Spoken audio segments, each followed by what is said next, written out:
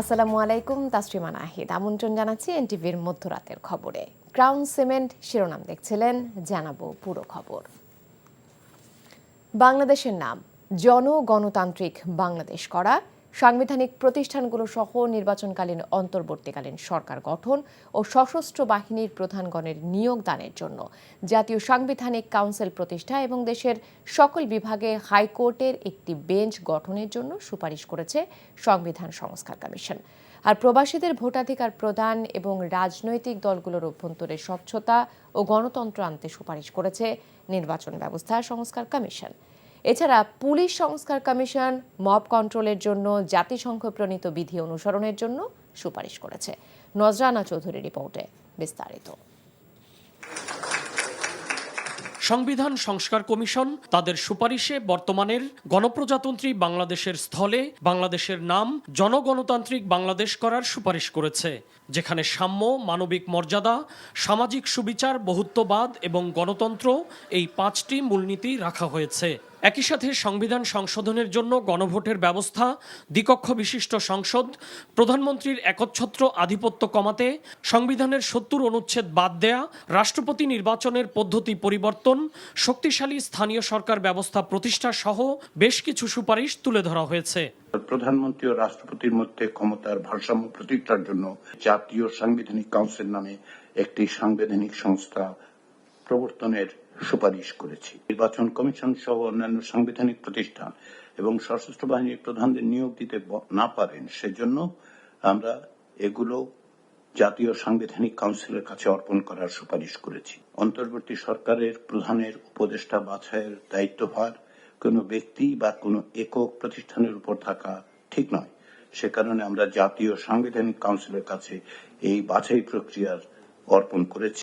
নির্বাচন ব্যবস্থা সংস্কার কমিশন নাগরিকের ভোটাধিকার প্রয়োগ নিশ্চিত করার লক্ষ্যে মোট 150টি সুপারিশ করেছে, যেখানে প্রবাসীদের ভোটাধিকার নিশ্চিত করা, নির্বাচন কমিশনকে আরও বেশি শক্তিশালী ও দায়িত্বশীল করার বিষয় অন্তর্ভুক্ত আছে। নির্বাচন কমিশনের স্বাধীনতা নিশ্চিত করা, তাদেরকে ক্ষমতায়িত করা, একই সাথে তাদেরকে দায়বদ্ধ করা, democratisation and accountability of political parties. এটা চারটিখানি কথা নয়, এটা বলা সহজ, কিন্তু এটা আমাদের করতে হবে। দেশের দুর্নীতি দমন কার্যক্রমকে আরও বেগবান ও শক্তিশালী করার লক্ষ্যে এ সংক্রান্ত কমিশন মোট 47টি সুপারিশ করেছে। দুদকের কর্মচারীদের বেতন ভাতা, সরকারি বেতন স্কেলের দ্বিগুণ করা, স্বার্থের দ্বন্দ্ব নিরসন আইন প্রণয়ন সহ বেশ কিছু সুপারিশ এই প্রতিবেদনে তুলে ধরা হয়েছে। একটি কৌশল প্রণয়ন করতে হবে, যার মধ্যে এই যে রাষ্ট্রীয় এবং সামাজিক কাঠামোকে শুধু দুর্নীতি বিরোধী শুধু প্রত্যয় না, সক্ষমতা বৃদ্ধির জন্য যে অঙ্গীকারগুলো দরকার, দায়িত্ব এবং কর্তব্য সেটি নির্ধারণ করা, বিশেষ করে সকল রাষ্ট্রীয় এবং অরাষ্ট্রীয় প্রতিষ্ঠান এবং ক্ষেত্রে সেটির জন্য প্রযোজ্য হবে। আর পুলিশ সংস্কার কমিশন স্বল্প, মধ্য ও দীর্ঘমেয়াদী সুপারিশমালা সরকারের কাছে তুলে ধরেছে, যেখানে চাকুরির জন্য পুলিশ ভেরিফিকেশন আইন শিথিল করা, ফৌজদারি কার্যবিধি আধুনিকায়ন, মব কন্ট্রোলের জন্য জাতিসংঘ প্রণীত বিধিমালার ভিত্তিতে আইন প্রণয়নের কথা বলা হয়েছে। Use of force against mob, বাংলাদেশের পুলিশ যখন জাতিসংঘের অধীনে শান্তিরক্ষী বাহিনী হিসেবে কাজ করতে যান, জাতিসংঘ থেকে কিছু মডেল দেওয়া হয়েছে, কিছু নির্দেশনা আছে, সেই নির্দেশনা হিসেবে তারা কাজ করেন। তো আমরা বেস্ট প্র্যাকটিস হিসেবে আমরা ইউরোপের মডেলটাই আমরা ফলো করতে বলেছি। সরকারের উদ্যোগে রাজনৈতিক দলগুলো ঐক্যমতে পৌঁছে এসব সুপারিশ দ্রুত বাস্তবায়ন করবে বলেও আশা প্রকাশ করেন কমিশন প্রধানগণ। Nazrana Chowdhury, NTV news, Dhaka.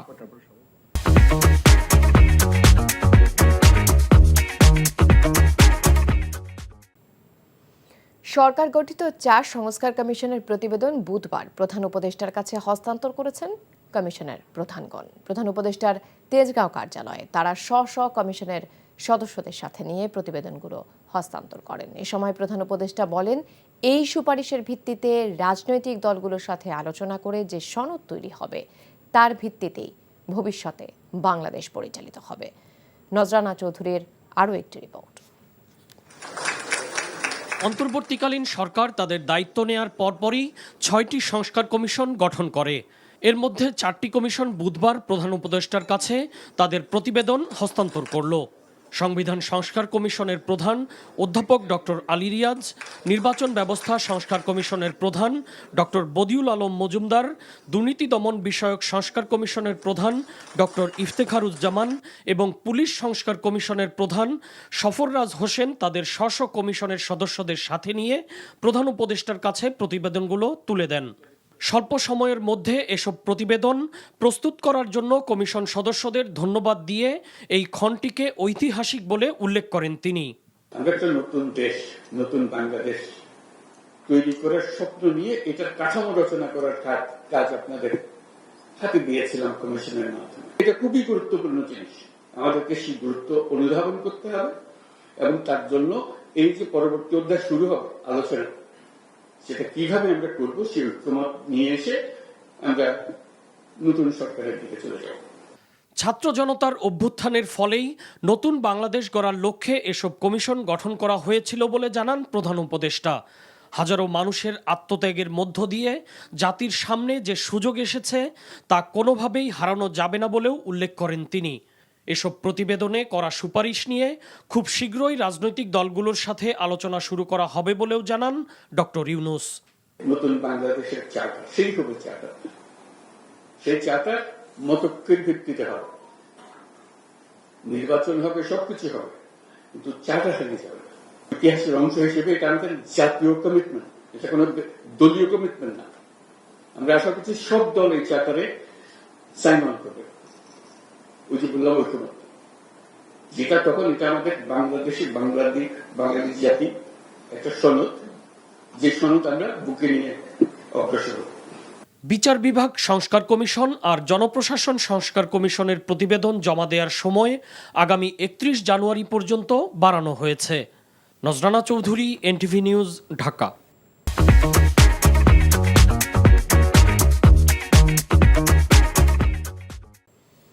এদিকে সবগুলো সংস্কার কমিশনের প্রতিবেদন জমা দেওয়ার পর আগামী ফেব্রুয়ারির প্রথম বা দ্বিতীয় সপ্তাহে সংস্কার নিয়ে রাজনৈতিক দলগুলোর সাথে সরকার আনুষ্ঠানিকভাবে বৈঠক করবে বলে জানিয়েছেন উপদেষ্টা সৈয়দা রেজওয়ানা হাসান। আর জুলাই গণহত্যায় জড়িতদের বিচারের জন্য আগামী মার্চ মাস থেকে শুনানি শুরু হবে বলে জানিয়েছেন উপদেষ্টা ডক্টর আসিফ নজরুল।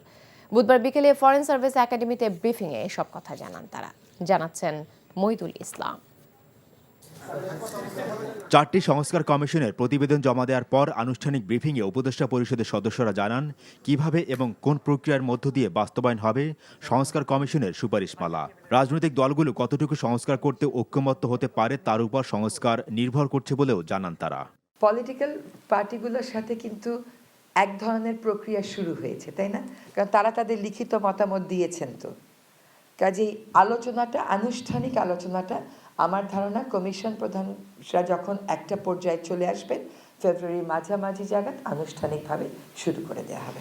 মাননীয় প্রধান উপদেষ্টা বলেছিলেন যে আমরা ন্যূনতম কিছু সংস্কার সম্পন্ন করে যদি ইলেকশন করতে চাই তাহলে এই বছরে হবে, আর যদি আমরা আরও কিছু সংস্কার প্রত্যাশিত মাত্রায় করতে চাই তাহলে কয়েক মাস লাগতে পারে, সেটা হচ্ছে সামনের বছরের জুনের মধ্যে। তো আমাদের সংস্কার কমিশনের প্রস্তাবের ভিত্তিতে রাজনৈতিক দলগুলোর সঙ্গে যখন আলাপ করা হবে এটাই আমরা আইডেন্টিফাই করার চেষ্টা করব যে ন্যূনতম সংস্কার কোনগুলো আছে এবং এই বিষয়ে রাজনৈতিক মতৈক্য আছে কিনা। ব্রিফিংয়ে জানানো হয় জুলাই আগস্ট নৃশংস গণহত্যার বিচার অবশ্যই হবে এবং আগামী মার্চ মাস নাগাদ আন্তর্জাতিক অপরাধ ট্রাইব্যুনালে বিচারের শুনানি শুরু হবে। আপনাদের নিশ্চিতভাবে বলতে চাই বিচারের কার্যক্রম অত্যন্ত সাবলীলভাবে চলছে। আমরা বিচারের ক্ষেত্রে মূলত গুরুত্ব দিচ্ছি ইন্টারন্যাশনাল ক্রাইম ট্রাইব্যুনালের উপর, বিকজ এই ক্রাইম ট্রাইব্যুনালের যে বিচারটা আছে এখানে রাষ্ট্রপক্ষের ইনভলভমেন্টটা বেশি, ফলে আমরা এটাকে খুব বেশি গুরুত্ব দিয়ে দেখছি এবং আমাদের যেই গতিতে এই মামলার তদন্ত কাজ এগোচ্ছে সম্ভবত আপনারা আশা করছি মার্চ থেকে শুনানি শুরু হয়েছে এটা দেখতে পারবেন।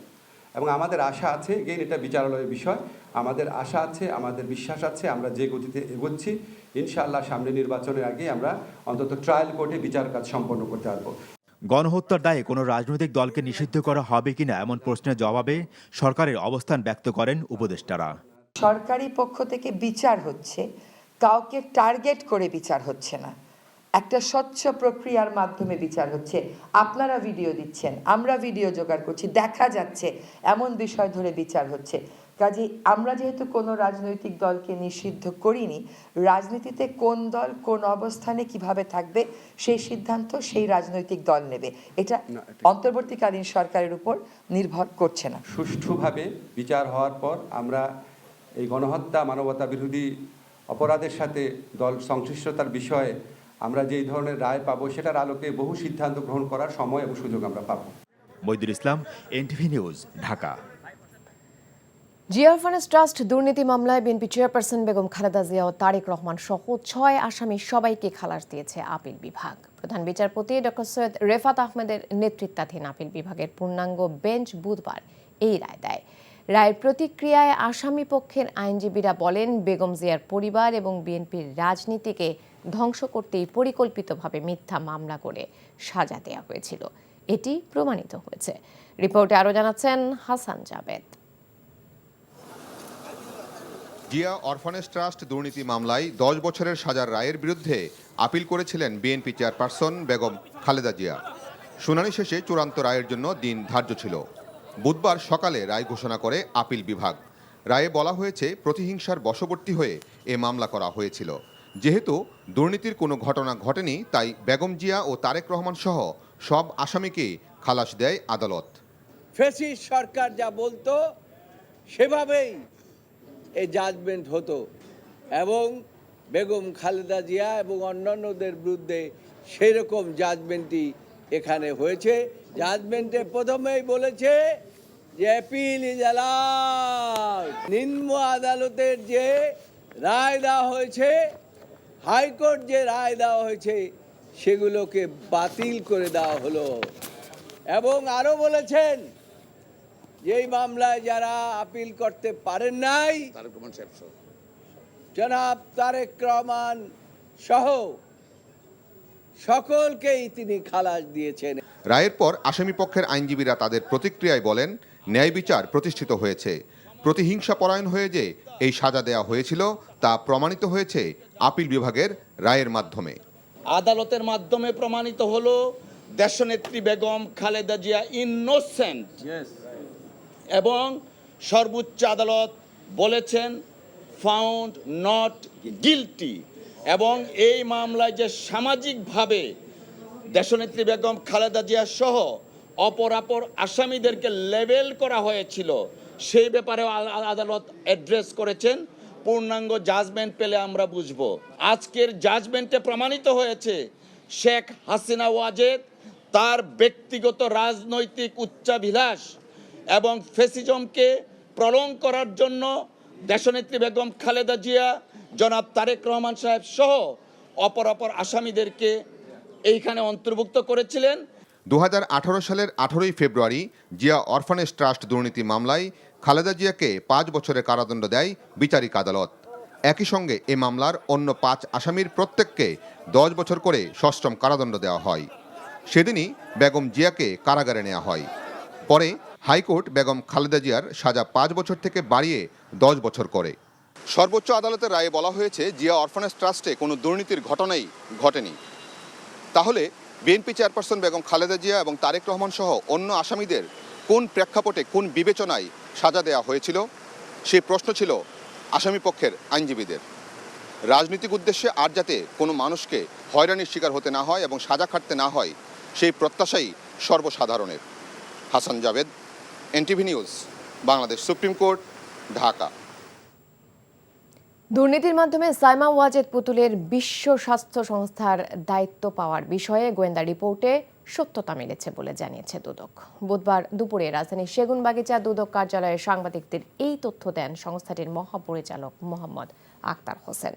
এ সময় তিনি বলেন, অবৈধ সম্পদ অর্জনের অভিযোগে ব্রিটিশ সাবেক মন্ত্রী টিউলিপ সিদ্দিকের বাবা, বোন, চাচা সহ পরিবারের 6 সদস্যের বিরুদ্ধে অনুসন্ধান শুরু হয়েছে।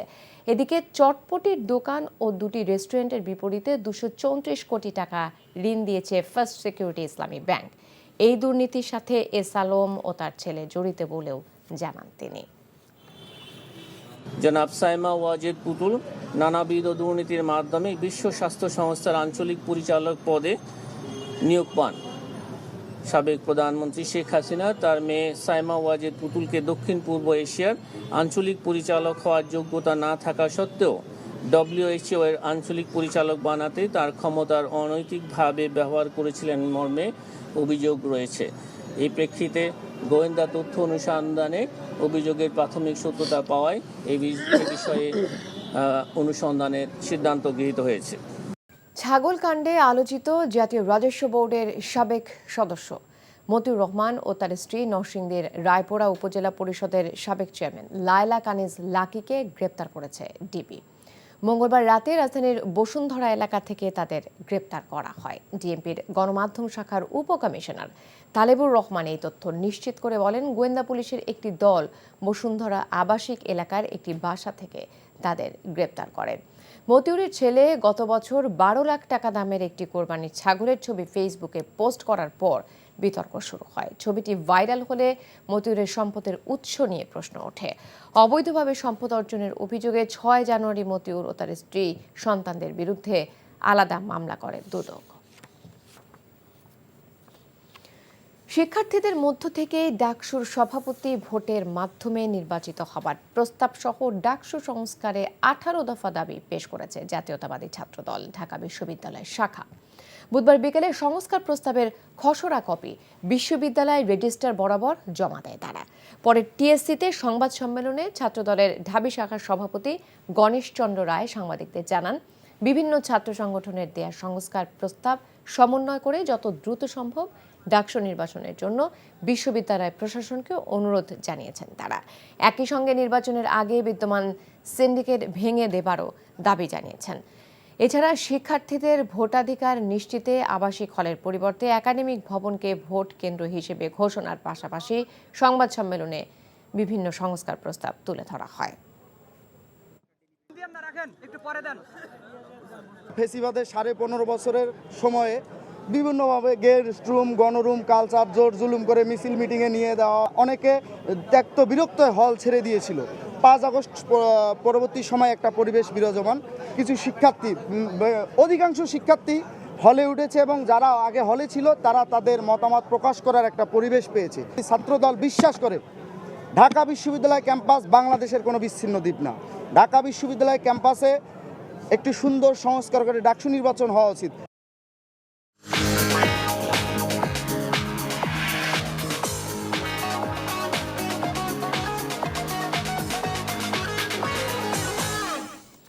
নগদ নিবেদিত অর্থনীতির খবর।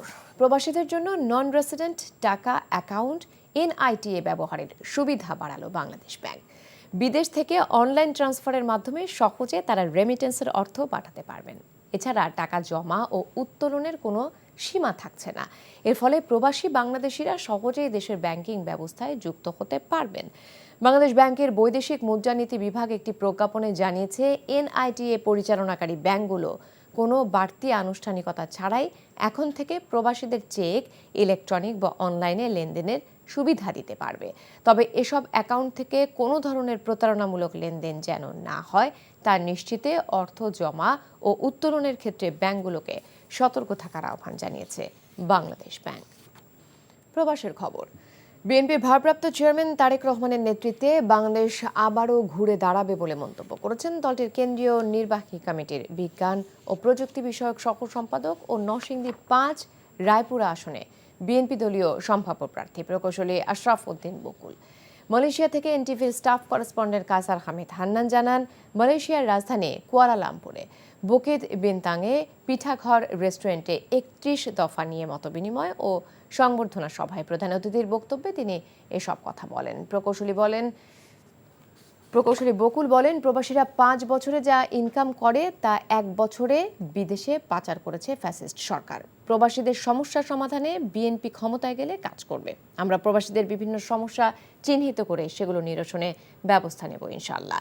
প্রবাসী বিএনপি সমর্থক ফোরাম রায়পুরা উপজেলা শাখার সভাপতি মোহাম্মদ আবুল কালাম আজাদের সভাপতিত্বে রমজান হাসান বাবুলের যৌথ সঞ্চালনায় বক্তব্য রাখেন মালয়েশিয়া বিএনপির সভাপতি প্রকৌশলী বাদুল রহমান খান, যুগ্ম সাধারণ সম্পাদক কাজী সালাউদ্দিন, সাংগঠনিক সম্পাদক মির্জা সালাউদ্দিন, প্রধান আলোচক মোহাম্মদ জাকির হোসাইন মুন্সি, মোহাম্মদ নূর মোহাম্মদ, আবুল বাশার ভূঁইয়া, মোহাম্মদ আশরাফুল খন্দকার প্রমুখ।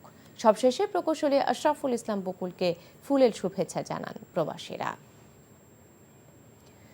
বিএনপি চেয়ারপারসন বেগম খালেদা জিয়ার সুস্থতা ও দীর্ঘায়ু কামনায় পবিত্র ওমরা পালন করেছেন মক্কা প্রাদেশিক বিএনপি। সৌদি আরব থেকে এনটিভি মক্কা প্রতিনিধি কামাল পারভেজ জানিয়েছেন, মক্কায় স্থানীয় সময় এশার নামাজের পর বিএনপির আন্তর্জাতিক বিষয়ক সম্পাদক ও সৌদি আরব পশ্চিমাঞ্চল বিএনপির আহ্বায়ক আহমেদ আলী মুকিবের নির্দেশে ও মক্কা বিএনপির সদস্য সচিব শাহাবুদ্দিনের নেতৃত্বে ওমরা পালনের সময় মক্কা বিএনপির যুগ্ম আহ্বায়ক দেলার হোসেন, যুগ্ম আহ্বায়ক আমিন তালুকদার, মক্কা যুবদলের সাধারণ সম্পাদক শামসুল আলম, হিমু যুবদলের সহ সভাপতি নজরুল কবির, মক্কা বিএনপির নেতা দিদার, মক্কা যুবদল নেতা কাসেন আহমেদ, ওসমান গনি, আনিসুর রহমান মানিক সহ মক্কা বিএনপি ও মক্কা যুবদলের অন্যান্য নেতৃবৃন্দরা উপস্থিত ছিলেন। ওমরা পালন শেষে লন্ডন ক্লিনিকে চিকিৎসারত বিএনপি চেয়ারপারসন বেগম খালেদা জিয়ার সুচিকিৎসার সফলতা কামনা করে দোয়া ও মোনাজাত করা হয়। সিলেট ডিভিশনাল অ্যাসোসিয়েশন মালয়েশিয়ার নতুন কার্যনির্বাহী কমিটির পরিচিতি সভা অনুষ্ঠিত হয়েছে। মালয়েশিয়া থেকে NTV staff correspondent Kaisar Hamid Hannan জানান, মঙ্গলবার সন্ধ্যায় কুয়ালালামপুর বুকিত বিনতাংয়ে ভিআইপি পিঠাঘর রেস্টুরেন্টের হলঘরে এই সভার আয়োজন করা হয়। আনোয়ার হোসেন সেলিমের সভাপতিত্বে ও এবাদুর রহমান চৌধুরীর সঞ্চালনায় পরিচিতি সভার প্রধান অতিথি হিসেবে উপস্থিত ছিলেন সানওয়ে ইউনিভার্সিটি মালয়েশিয়ার সহযোগী অধ্যাপক ডক্টর আবুল বাশার ভূঁইয়া। বিশেষ অতিথি হিসেবে উপস্থিত ছিলেন ইউনিভার্সিটি টেকনোলজি মালয়েশিয়ার সহযোগী অধ্যাপক ডক্টর নাজমুল হক ও রাজনৈতিক বিশ্লেষক সাংবাদিক মাসুদ কামাল। পরে সিলেট ডিভিশনাল অ্যাসোসিয়েশন মালয়েশিয়ার নতুন কার্যকরী কমিটি 2025-26 এর নাম ঘোষণা করা হয়। এতে ফয়জউদ্দিনকে সভাপতি, এবাদুর রহমান চৌধুরীকে সাধারণ সম্পাদক, আমির হামজাকে সাংগঠনিক সম্পাদক সহ 22 সদস্য বিশিষ্ট কমিটির নাম ঘোষণা করা হয়। অনুষ্ঠান উপলক্ষে অলি আহমেদ সানির সম্পাদনায় ব্রিজিকে প্রবাস অন্তরে স্বদেশ নামে একটি স্মৃতিস্মারক প্রকাশিত হয়েছে।